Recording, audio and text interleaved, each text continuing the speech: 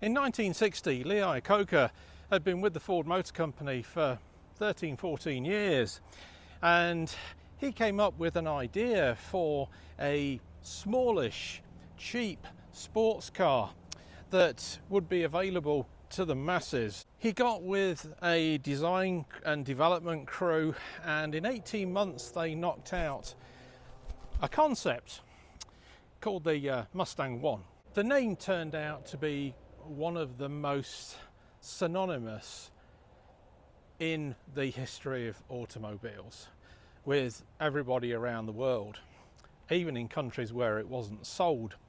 The production version, of course, debuted in 1964, known affectionately as the 1964 and a half Ford Mustang, and it was based on the existing small car Ford Falcon platform.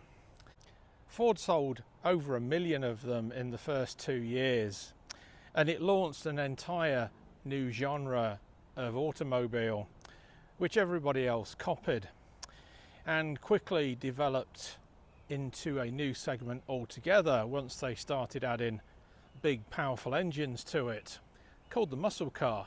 Now, the Mustang has become almost synonymous with these two-door pony cars. So much so that enthusiasts think of a Ford Mustang as being a two-door coupe with a V8 engine. In actual fact, many Mustangs that have been produced over the years haven't even had a V8 at all. The Mark II, for instance, which came in 1974, had been downsized greatly as a result of the oil crisis, and so had the engines. And the base car had an 89 brake horsepower, 4-cylinder. 4 cylinders returned in the Series 3 cars as well in 1981. And by the mid-90s, the most common Mustangs that were available were the 6 cylinders. If you had a GT, it had a thumping V8 in it. The newer generations of Mustang, which debuted in 2005, had that retro styling, and since then the 6th generation and the 7th generation respectively have sort of maintained that but become more modern. But they've stuck with this ethos of the V8 being unique to the GT line, and the other cars having 6 cylinders, and certainly over the last 10 years, the EcoBoost 4. Now, I have driven an EcoBoost 4-cylinder Mustang, and I'm going to bring that onto the channel at some point, but I was very impressed with it.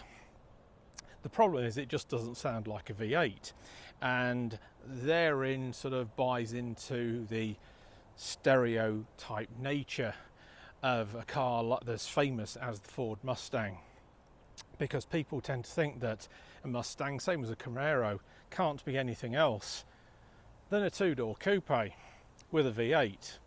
Well, history has already proven that it can in terms of engines, and now history is proving that it can in terms of body shells as well. At the end of the day, Ford, like every other motor manufacturer, is consumer driven, and it will launch products which the average consumer wants. They don't cater to us car enthusiasts at all. And over the last 20 years, what the consumers wanted are SUVs and crossovers like this. This is a Ford Mustang Mach-E, and it's probably one of the most controversial cars that has been launched in the recent decades. I'm Darren Walker, and this is Auto Atlantica. Now, the reason for that controversial nature is, of course, its name. This isn't a two-door coupe. It isn't a V8. In fact, it doesn't have an internal combustion engine. But it is a Mustang. The Mach-E that this is first debuted as a concept in November of 2019. Hard to believe it's been 5 years since the stink that it caused erupted. The front is deliberately designed to ape the 6th generation Mustang, It doesn't have a grille, of course. It's got a smaller grille underneath. It has these muscular lines like the Mustang Coupe that start right at the front and accentuate over these wheel arches, giving it that bulbous muscle car look, and that extends across the entire belt line of the car. Like the coupe, this is styled like a coupe, a four-door coupe, even though it's a crossover. And the roof line, these cantrails here come down, and from a distance this looks like the actual roof line. Likewise at the bottom, it looks lower than it actually is because the body shell looks like it sort of ends here, but it doesn't. Like all EVs that sit on a flat battery pack which is embedded into the floor, that immediately raises the seat height and therefore the ride height, and that's disguised by this black panel that comes up along the sill, goes across the bottom of the car, and then descends down towards the front wheel arch. It's deceptive but clever. Likewise the roof. The roof line is actually here. So at the top of the cantrail here, you've got this raised part which is in a different colour, black, like the bottom sill, which is designed to give it a deceptive shape. So the headroom is up here, not here. And that of course leads into this really elegantly styled rear spoiler, which goes all the way around the window. This part of it almost apes the flying buttresses of a Jaguar XJS. At the back, again, you've got that muscle car look with the trifecta rear lights, which ape the Ford Mustang traditionally. What I like even more is the fact that these lines are completely unbroken by door handles.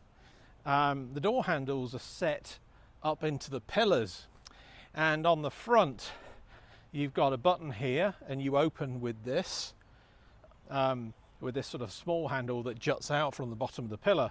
At the rear you have no handle, you just press the button and the door opens for you. I think it looks fantastic, and I've always thought it looked fantastic.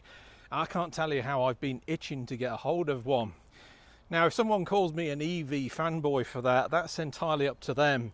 But for me, my passion for cars extends way beyond the type of propulsion system that it has. They all have a place in the market, and the Mach-E, when it debuted in 2021 as a production model, has sold pretty well, and it's sold all over the world as well. That's why Ford chose the Mustang Mach-E name, because they wanted to sell it globally, and it started sales in Europe in 2022, and it's done exceptionally well there. When this car launched in Norway, which is a big proponent of EVs among the population, they sold the first allocation of 1,000 vehicles in a week. Now, I'm at Fred Martin Ford and Mercedes in Austintown, Ohio, and whenever I'm up here I want to thank Jennifer and Marty for allowing me to film this video today. It's always very kind of them, and I'm very grateful for the vehicles that they allow me to get my grubby hands on. So this is a 2023 Mustang Mach-E. This is actually a used one. They had 3 used Mustangs for me to choose from, 2 2021 all-wheel drive versions with the larger 88 kilowatt hour battery pack, or this one which is actually a rear-wheel drive one. It's a 2023 with the smaller 66 kilowatt hour battery pack, although Ford claims that 72 kilowatt hours are usable. Let's discuss the range. All the ones I had to choose from were premium models. On the smaller battery pack, which this is, there's a choice between a base car and the premium model, and I think the premium model adds niceties such as perimeter cameras, for instance, but to all intents and purposes they primarily look identical. This base 66 kilowatt hour motor comes in those 2 trims, and it comes in a choice of rear drive and all-wheel drive. The rear-wheel drive has a range of about 230 miles, so not that high. But you've got to remember, we're talking technology now which is 5 years old in this car. The all-wheel drive weighs in at about 211 miles. Now, you can opt for a larger battery pack, which is 88 kilowatt hours, again in rear drive and front drive. There's a premium edition of that too, and then a California Route 1 edition. And if you choose the rear drive version of that, you get 300 miles of range. If you choose the all-wheel drive version, you get 270. Then you get the range topping GT model. Now that is all-wheel drive only, and the difference between that is that there are the two motors that are in the all-wheel drive versions are a large 210 kilowatt hour battery at the back and a smaller 50 kilowatt hour battery at the front. But the GT has two 210 kilowatt hour batteries, and that's enough to give it 480 horsepower, but a similar range to the other all-wheel drive versions at 270 miles. I might add that in terms of horsepower, both the rear drive and all-wheel drive base 66 kilowatt hour cars weigh in at 266 horsepower. The larger 88 kilowatt hour battery models weigh in at 290 horsepower for the rear drive, and then with the extra motor on the all-wheel drive, that generates about 346 horsepower. So let's start at the back with the boot or the trunk. You have in this premium model, you've got a remote opener, and you know, considering it's got this coupe-like proportion, this isn't a bad area for the boot space. Of course, the sill is a little bit on the high side because you've got a battery pack that goes under much of the car. So in the back, you open the door and it pushes it out towards you. And you can see from the windows just this coupe-like raked roof, just how that sort of encroaches on the visibility. It'd be interesting to see what that's like when we drive it. But like the Focus on essentially what this car is ultimately based on, you get a decent amount of rear room. The headroom, as you can see, despite that window line, is enormous because you've got that extra raised section. It's very clever.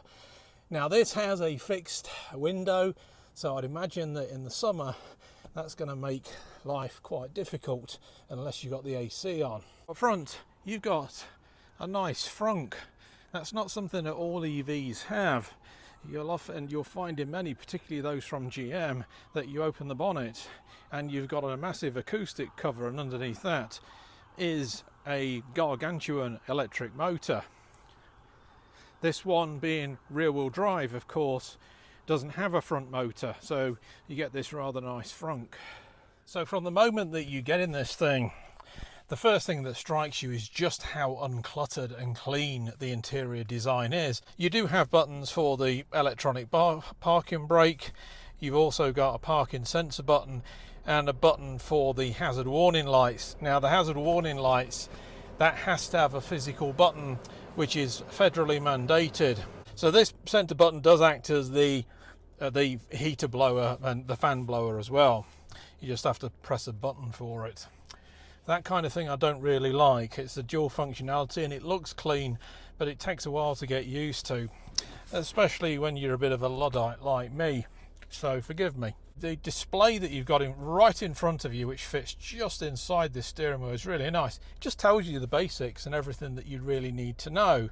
I do like the fact that this center screen is kind of split between the ventilation controls, which are on constantly, and the sat navigation, which forms most of it, and then you've got various different buttons for different things at the top there where you can customize the whole thing. We are not going to go into that with it being just a 15-20 minute video. Right, I don't know if I can take this car out myself or if I need to get Jennifer, but one way or the other we're going to take it on a bit of a run. Don't have a huge amount of range, so we're not going to go very far. Okay, so we're now on the road in this Ford Mustang Mach-E, and I've been very curious to see what this is like. I've deliberately gone for the smaller battery pack, which is a 66 kilowatt hour. Ford does claim, though, it's got a usable 72 kilowatt hours on this pack, but it's not the larger 88 kilowatt hour pack. So I just want to see what this sort of more entry level, if you can call it that, is like. But considering this is the base car, and I chose the more base car, even though this has got the premium trim level on it, just to see what that performance was like. 266 brake horsepower, it feels fine. I'll bring the 0 to 60 time up on the screen, but I'm sure it's in the 5 to 6 second range, which it's nothing to be sniffed at. In fact, even Jen, who's sitting beside me, the only sniffs you'll hear will be from her, because it's hot and everybody's sniffling right now. But yeah, it feels absolutely fantastic. Really like the driving position of this car, because, as I said, the battery pack is in the floor, and so the seats are higher. And this is where the design of it is very, very clever, because they have disguised it with the two-tone paint to make it look like a sleek coupe as opposed to a crossover. It's a nice car dimensionally. It's essentially based on a highly modified platform for EVs, which is generated from the Ford Focus C2 platform. This is called the GE1. In fact, it's the only platform that Ford have built from it for EVs. Now, which kind of begs the question as to what they'll do in the future with this platform, because it's knocking on the ears, and I suspect that this Mustang will be the only vehicle that they build off of it. The new Explorer EV in Europe comes off of the MEB platform, I think it is, that VW adopts. Again, I'll bring that up on the screen because I don't remember things too well. And so whether Ford in the future will continue to partner with Volkswagen, which may make sense, they've partnered with VW in Europe before several times, notably with its minivans. Whether they'll continue doing that for global products remains to be seen. So overall, yeah, I'm very, very happy with my time with this car, and I'm very grateful to Jen and Marty at Fred Martin Ford and Mercedes-Benz in Austintown, Ohio, for allowing me a few hours to get my grubby paws over this car today. I'm Darren Walker, and this is Auto Atlantica.